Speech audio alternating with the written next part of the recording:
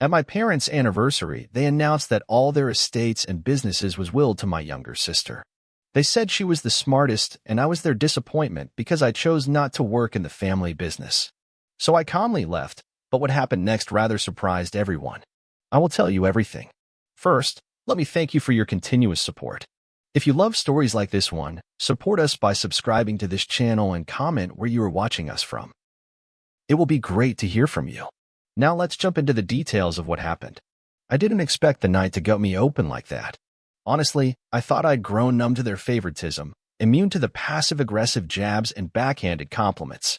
But standing in that glittering ballroom, champagne flute in hand, surrounded by family friends and well-wishers, I realized there were still pieces of me hoping for something acknowledgement, maybe, or just basic respect.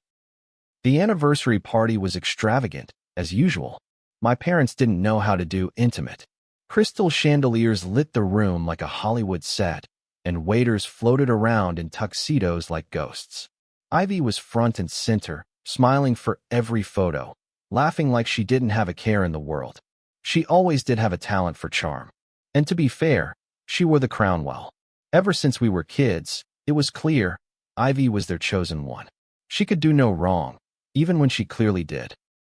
I had shown up out of obligation. I didn't want to be the son who didn't even show up for his parents' 35th wedding anniversary. I was living in a modest apartment 3 hours away, running my small but growing tech consultancy. Nothing flashy, but it paid well and it was mine. No one had handed it to me. That meant something, at least to me. Then came the speech. My father, always the patriarch with a voice that silenced a room, raised his glass and began what I thought would be a typical toast. Thank yous, a few jokes, some sentimental nods to love and legacy. But then he said it. And tonight, he smiled, arm around Ivy's shoulder, we want to share a special announcement. We've updated our estate plans and decided that all our assets, including the businesses, the properties, the trusts, will be inherited by Ivy. The applause came quickly, but I didn't hear it. My ears rang. My chest tightened. She's proven herself the smartest, the most capable, my father continued. Unlike some who chose to do their own thing, Ivy stayed loyal to the family vision. She understands what we built. That wasn't a jab. That was a spear. I looked at my mother. She nodded proudly. No trace of guilt. Not even surprise. And Ivy? She looked at me for half a second, then looked away. I didn't make a scene. I nodded politely to a few nearby guests, set my untouched glass on the tray of a passing waiter, and walked out. No one followed me. Not one damn person asked where I was going. Maybe they thought I was going to the restroom.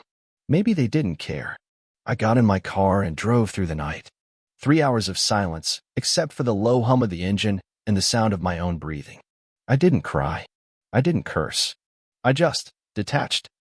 It was like watching a movie of someone else's life unravel. I reached my apartment just before 2 a.m., dropped my keys on the counter, and stared at myself in the mirror for a long time. You're the disappointment, I whispered, repeating the words they hadn't said outright but had carved into my skin for years. But here's the thing. Disappointments don't get second chances. They don't get expectations. And that meant I was free. That night, I made a choice. I wouldn't beg for approval or sit at a table where I wasn't welcome. I would build something better. Not for them. For me. Starting over wasn't dramatic. It wasn't some montage set to music with quick flashes of progress. No, it was slow. Tedious. Full of doubt. Every morning for the first 6 months after the party, I woke up wondering if I'd made the right decision. Or if I had just walked away from the only family I had, with nothing to show for it but wounded pride and a half-finished website. I worked out of my kitchen. My desk was a thrift store table. My laptop ran hot and loud, and my office chair had a wobble I never got around to fixing.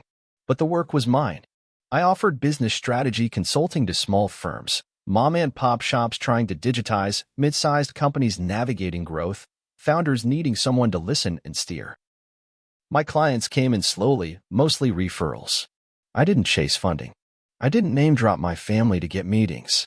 I just listened better than most and delivered on what I promised. And people started to notice. There was a calm that settled into my routine. I walked to the same coffee shop every morning. I learned the names of the baristas. I worked late, slept light, and slowly stopped checking my phone for messages that never came. No one from home called. Not Mom. Not Ivy. Certainly not Dad. I didn't expect them to, but the silence still stung. Every once in a while, I'd hear whispers. My cousin Mark texted once, casually mentioning that Ivy was really stepping up and had taken over day-to-day operations at the company. My jaw tightened reading it. That was supposed to impress me, I guess. I didn't reply. Then, a year in, my mother called. I stared at the screen for a solid minute before I picked up. I didn't say hello, just hi. Her voice was tight, strained with an artificial warmth. How are you? I'm fine, Mom. What's up? Oh, just checking in. We haven't heard from you. I haven't heard from you either, I said flatly. A pause. Well, you know how busy things have been. Ivy's really taken on a lot. She's made some bold moves. Your father's been so proud. I bit my tongue. Glad to hear it. We talked for less than 3 minutes. It was civil. Hollow. She never asked what I was working on, never once showed interest in my world. It was like she called just to remind me what I wasn't a part of. And still, I didn't break. 2 years passed. I built up a small team, hired a full-time assistant, moved into a modest office space downtown. We weren't a juggernaut, but we were solid, profitable. I was mentoring startups, speaking at events, being invited to panels. The kind of success that doesn't need a headline to feel real. Then, the calls changed tone. Mom started calling more regularly. At first it was just idle chatter, but I could hear the strain behind her words. One afternoon she slipped, just enough. Ivy's been under a lot of pressure lately. She made a few choices that haven't panned out. What kind of choices? I asked, though I already knew. Ivy was sharp, but she was reckless. She liked fast wins. Big bets. Oh, nothing serious, Mom lied. Just the usual growing pains. I didn't push. I didn't offer help. But I knew. Something was unraveling. Within months, the calls became more direct. One day, she said it plainly. Do you ever think about coming back? To the family business? I laughed. I didn't mean to, but it came out bitter and real. Mom, I said, you made it clear I wasn't part of that world. She didn't deny it. Just went quiet. I'm doing fine here, I added. Better than fine, actually. I'm not interested. But it's different now. I'm not interested, I repeated. There was a pause, then a sigh. I just thought, maybe you'd want to help your family. That word, help, felt like acid in my throat. I said, you only call when something's broken. And that ended the call. I didn't hear from her for another few months. But by then, the whispers were louder. Ivy was floundering. Staff was leaving. Clients were pulling out. There were rumors of lawsuits, debt restructuring, even potential asset liquidation. The empire was burning, and they wanted their disappointment to come save it. But I didn't move. Not yet. By the time the 3rd year rolled around, I had stopped pretending I didn't care. I still didn't return home. Still didn't show up for holidays. But I watched, quietly, through headlines, through old contacts who didn't realize they were feeding me information. The family business, once a name that commanded respect, was slipping. Not overnight, but it was like watching a slow leak in a dam. A crack here, a fracture there. And Ivy? She kept smiling like everything was fine, even as the water began to rise. I wasn't surprised. Ivy had always been good at talking. She could charm a room, win over investors, bluff through quarterly reviews. But behind closed doors, she had no patience for numbers. No eye for detail. She hated logistics, detested HR, ignored warnings. And most of all, she couldn't take criticism. She dismissed anyone who disagreed with her as not aligned with the vision. By the end of that year, 3 senior executives had resigned. 2 of the company's oldest clients had moved to competitors. I heard one vendor was suing for breach of contract, another for unpaid invoices. Mom started calling more frequently. Sometimes she'd ramble, sometimes she'd beg. She's overwhelmed, she said once. There's so much she wasn't prepared for. You handed her everything, I said coldly. What did you expect? You could help her. I nearly dropped the phone. No, I said. I could replace her. And that's not what you want, is it? She went quiet. And then, your father wouldn't allow that. There it was. Even with everything falling apart, pride still held the reins. Then keep watching it burn, I said. Because I'm not the cleanup crew. That was the last call I answered for a while. I was angry, yes, but also strangely at peace. I had already mourned the loss of that family. I wasn't waiting to be asked in. I didn't need their validation anymore. I was just watching a structure collapse that had never been meant to hold weight in the first place. Still, a part of me wished it didn't have to go down like this. Not because I cared about the business, but because I knew how much it had once meant to my grandfather.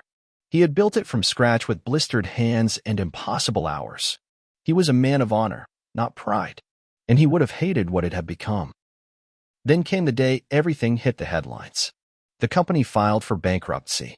Public, messy, loud. A once respected brand now drowning in lawsuits, debts, and scandals. Ivy vanished from public view. My father issued a bland statement. My mother didn't call, but I knew what was coming.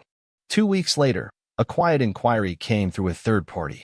An anonymous investor was interested in acquiring the assets, real estate, equipment, brand rights. I smiled when I read it. They had no idea it was me. I had planned this part for months. Set up a private holding company under a shell name, hired a legal team with no ties to me, negotiated quietly. Every clause, every contract, every condition, done with surgical precision. And when the papers were signed, I finally walked back into that boardroom. Ivy was there, her face pale and hard. The board members looked confused. My father didn't show up. Coward. I didn't raise my voice. I didn't gloat. I handed over the documents. Effective immediately, I am the sole owner of this company. There was a silence so sharp it cut through bone. You can't do this, Ivy whispered. I already did. I slid a termination letter across the table. You're fired. Her eyes welled up with rage. No tears, just disbelief. I did everything I could, she snapped. No, I said. You did everything wrong and blamed everyone else. She stood. You're doing this out of spite. No, I replied, standing too. I'm doing this out of necessity. And with that, I turned and walked out. My heart was pounding, but I didn't look back. It wasn't revenge. It was reclamation. The next morning, I sat in the corner office, the one my father used to occupy, and opened a fresh notebook.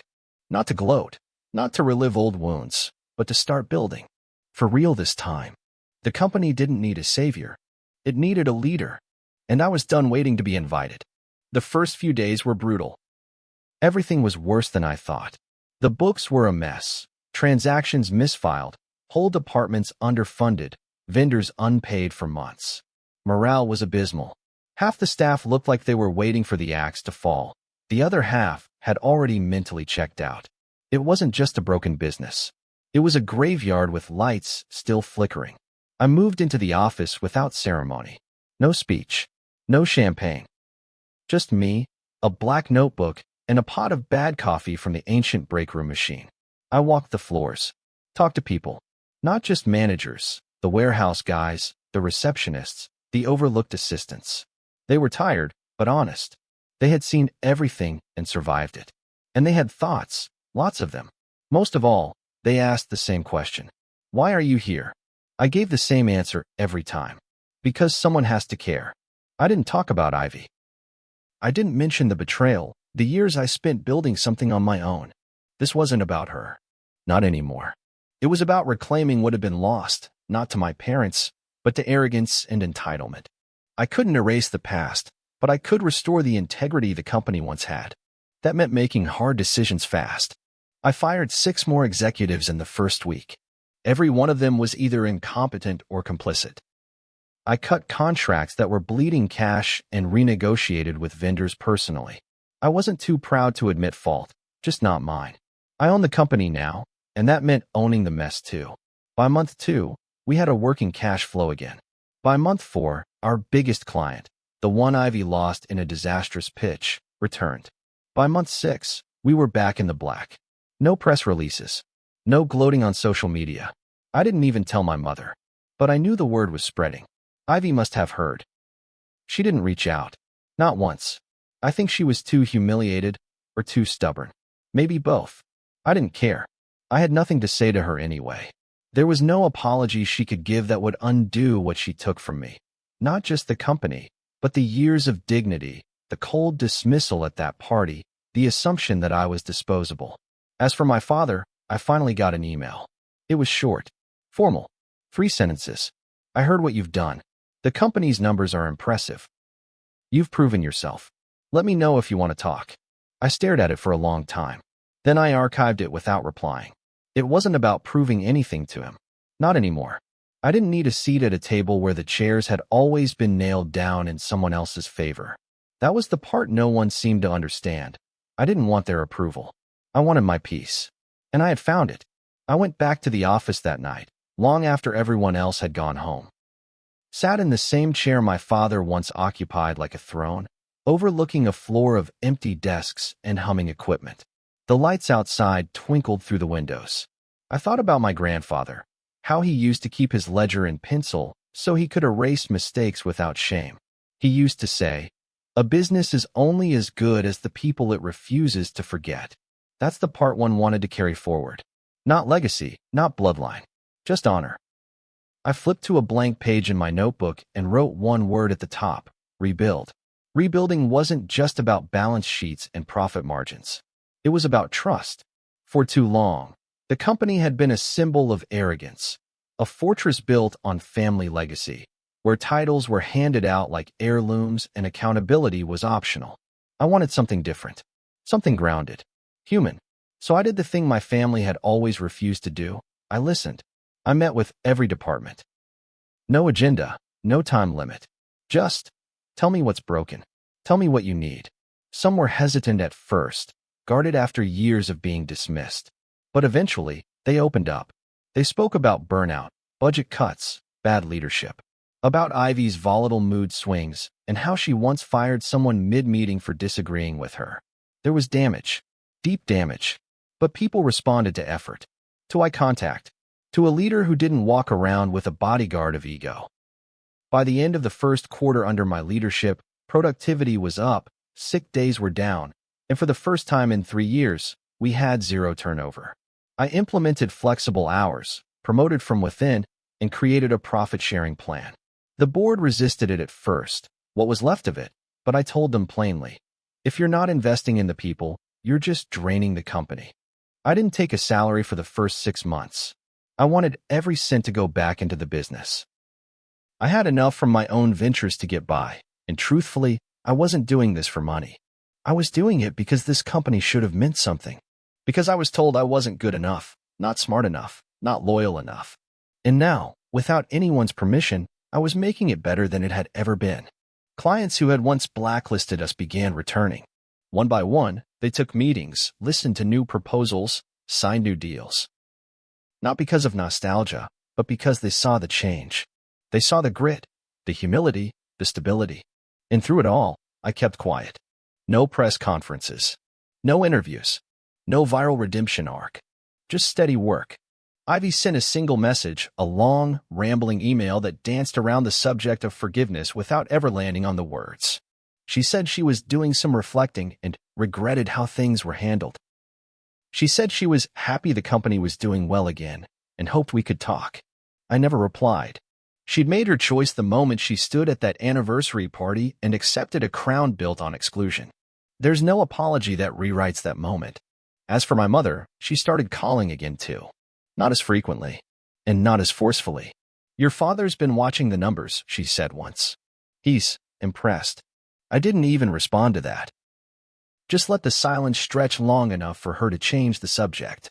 He's not the best with words, she added, almost whispering. Neither am I said, and ended the call. What they wanted now, respect, pride, a public reunion, I had no intention of giving. They had already told the world who I was. The disappointment, the exile, the one who chose to do his own thing. Fine, let them live with it. Let them explain how the disappointment saved the business while the golden child ran it into the ground. Let them wonder, because I wasn't interested in rewriting their version of the story. I was just busy writing my own. It had been nearly a year since I took over when my mother asked to visit. Not a call, not an email. She showed up, unannounced, standing in the lobby of the office building like she had every right to be there. The receptionist, new, polite, buzzed my office and said, "There's a woman here. Says she's your mother. Should I send her up?" I hesitated, then said, "Yes. One time." She stepped in, wrapped in pearls and perfume, her eyes already glistening with the kind of rehearsed softness she'd always reserved for damage control. She hadn't aged much, but something in her posture was smaller, less certain. She looked at the office, at the framed milestones on the wall, at the quiet efficiency of the staff moving through the glass halls. "You've done a lot," she said, sitting down across from me. "I have," I said flatly. "Ivy, she's in therapy now. She's been struggling." I didn't respond. She didn't mean for things to go the way they did. She wasn't ready, none of us were. "You were proud enough," I said. "You didn't seem unsure when you gave her everything. That was your father's decision." I let that hang in the air. Cowardice, thinly veiled as deference. She tried again. "You've proven yourself. To everyone." "No," I said. "Not to everyone. Just to myself. And that's the only person I owed anything to." She reached into her bag, pulled out a folded letter. "This is from your father. He wanted to write something." I didn't take it. "I'm not interested in a letter. He's not well." I nodded. "Once. I hope he finds peace." "You won't even talk to him?" "Not about the past. And not about this company. There's nothing left to discuss." Her face trembled, not with grief, but confusion. Like she couldn't compute a version of me that didn't bend. "You'd really turn your back on your family?" I leaned forward. "I didn't turn my back," I said. "You told me to leave. You made it clear I wasn't welcome. I just finally listened." She looked away, blinking rapidly. "I came here hoping maybe we could fix things. You came here hoping I'd let you back in. But I rebuilt this place so no one could break it again. And that includes you." Silence stretched between us. Not angry, not hostile, just final.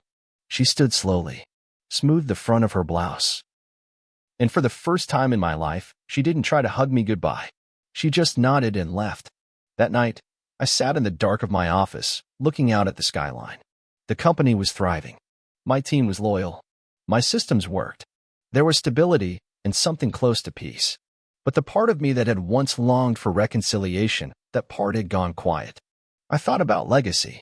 Not the kind they talk about at banquets, but the kind you carve with your own hands when no one's watching. I thought about how much I'd given up, and how much I had saved by walking away when I did. Some people inherit their destiny. Others build it from scratch. I stood up, turned off the lights, and locked the door behind me. Let them call me the disappointment. Let them rewrite the story however they need to. I knew the truth, and I didn't need anyone's permission to live it. If this story moved you, resonated with your own experiences, or simply kept you hooked until the end, make sure to like, subscribe, and share it with someone who needs to hear it. Drop a comment below with your thoughts. I read every one. And if you want more real, emotional stories about family, betrayal, and finding your own path, you won't want to miss what's coming next. See you soon in the next one.